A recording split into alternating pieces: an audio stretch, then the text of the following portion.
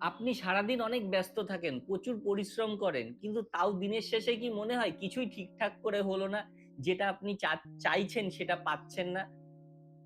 তার কারণ যদি জানতে চান তাহলে এই ভিডিও আপনার জন্য।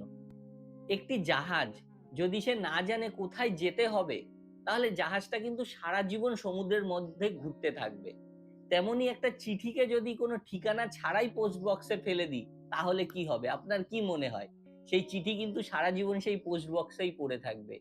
তাই আমরাও যদি নিজেরা না জানি আমরা কি চাই, তাহলে কিন্তু আমরা ঠিক করে কিছুই করতে পারবো না।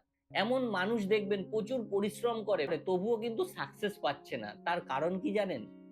কারণ তাদের কাছে কোনো লিখিত গোল নেই।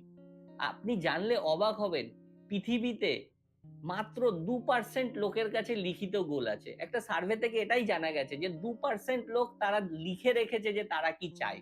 আর এটাই কিন্তু সাকসেসের মূল মন্ত্র। আপনিও যদি সাকসেস পেতে চান, তাহলে একটা বড় গোল লিখে ফেলুন।